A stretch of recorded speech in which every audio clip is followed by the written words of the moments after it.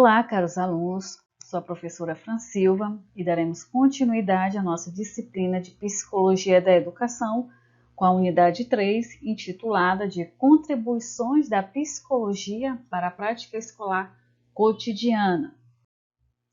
Nesta unidade, vocês terão a oportunidade de compreender a relação entre desenvolvimento e formação humana e suas implicações no processo de ensino e aprendizagem escolar, além de perceber a importância da psicologia para a prática escolar cotidiana e, por fim, conhecer os aspectos organizadores dos diferentes ciclos vitais e sua relação com os fenômenos cotidianos da prática pedagógica e escolar.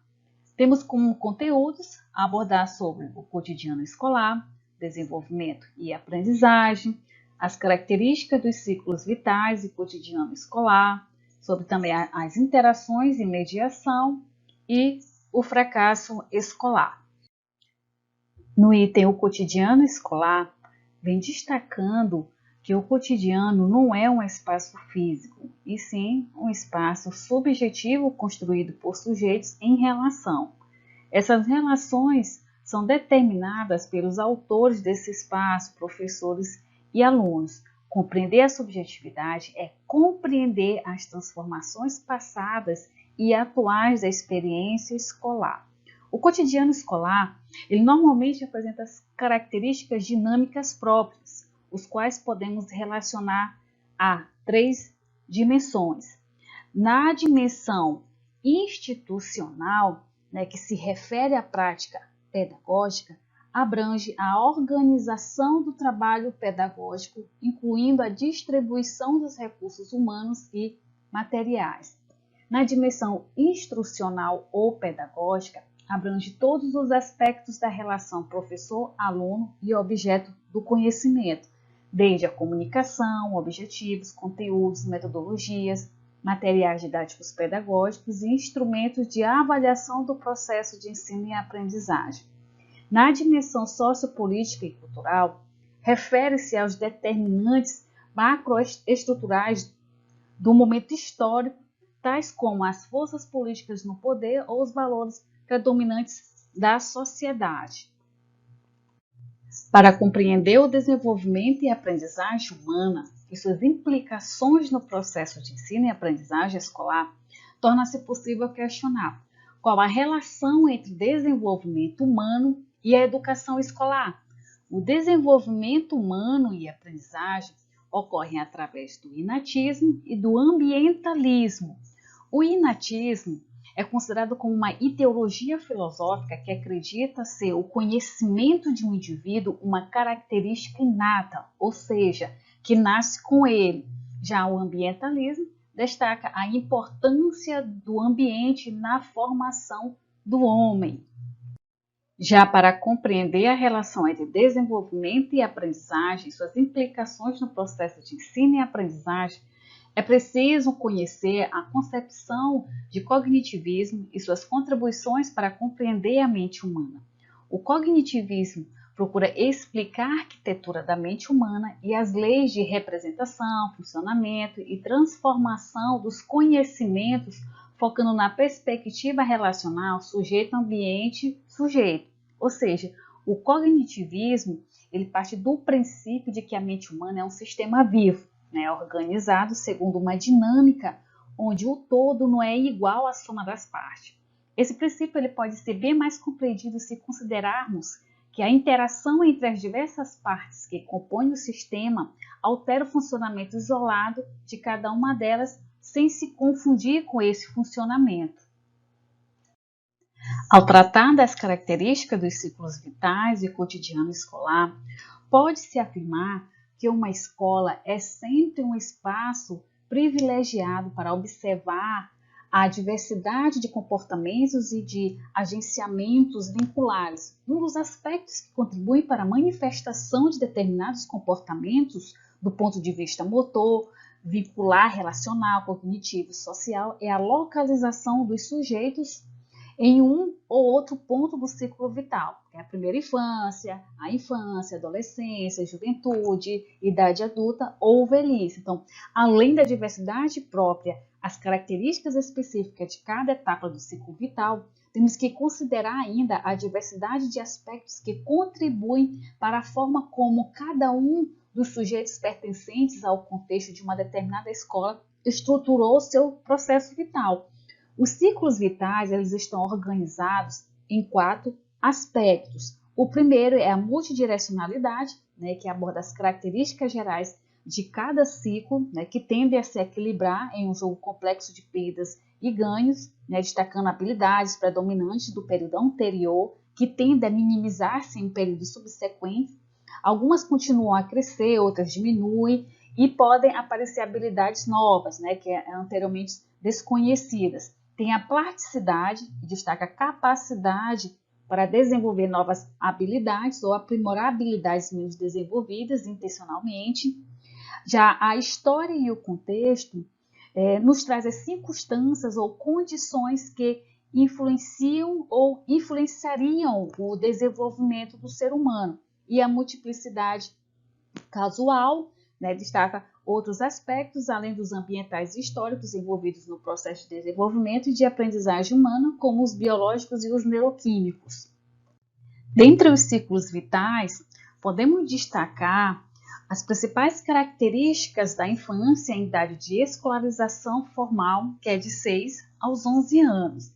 Para Piaget, as principais características do estágio operatório concreto que marca o início da vida escolar das crianças são o declínio do egocentrismo, alterações na memória, linguagem, atenção e na capacidade de classificação, mudança nas relações sociais, capacidade de pensar sobre os próprios pensamentos e capacidade de desenvolver planos para atingir objetivos, dentre outros. Então, nesta fase, o pensamento da criança em idade escolar torna-se claramente multidimensional, ou seja, é capaz de considerar o objeto sob várias perspectivas, além de comparar características de uma dada situação ou de um dado problema com outro.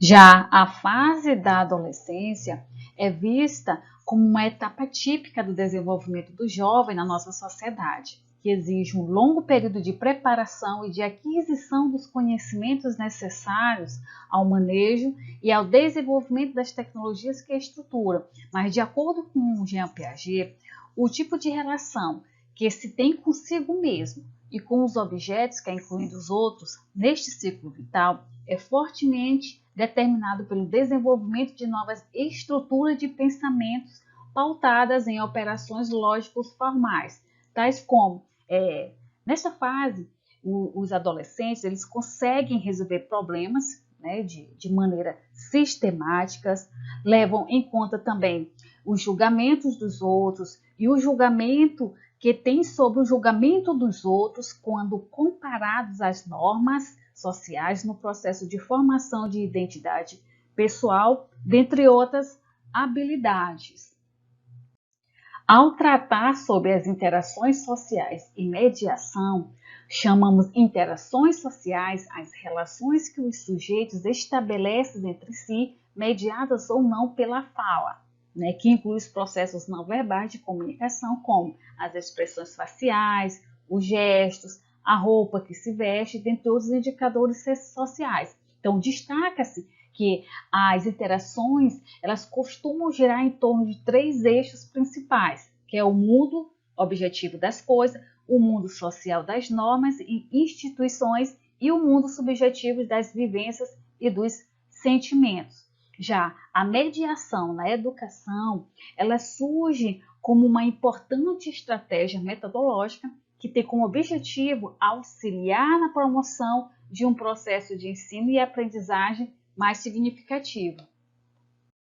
A psicologia para compreender o fenômeno do fracasso escolar em uma perspectiva crítica, considerando aspectos institucionais, políticos, históricos, socioeconômicos e ideológicos que o constituem, destaca que a necessidade de se compreender e intervir em uma situação em que não foram atingidos os objetivos de ensino e aprendizagem, superando a perspectiva de focar no aprendiz a busca por conhecimentos úteis para a superação deste fenômeno. Então, além disso, parte do princípio sobre o qual a escola é um campo múltiplo de relações, que não se limita ao processo pedagógico desenvolvido em sala de aula e na relação entre professores e alunos, ou seja, que não se limita ao conjunto das relações que se dão em seu interior, considera que, para compreender, intervir e superar o fracasso escolar, é preciso que se assuma a escola também em sua externalidade, quer dizer, na sua relação com a sociedade.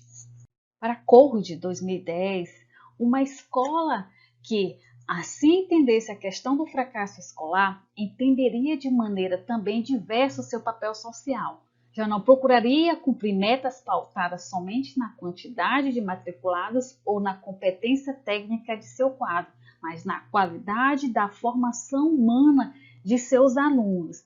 Mas para isso, precisaremos nos tornar educadores e educandos a um só tempo.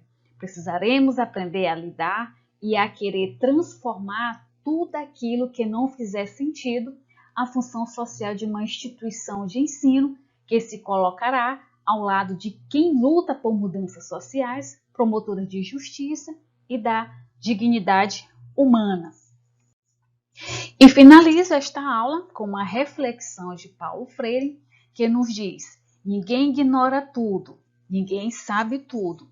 Todos nós sabemos alguma coisa. Todos nós ignoramos alguma coisa. Por isso, aprendemos sempre. Então, estas são as nossas referências. Desejo a todos bons estudos e até a nossa próxima aula.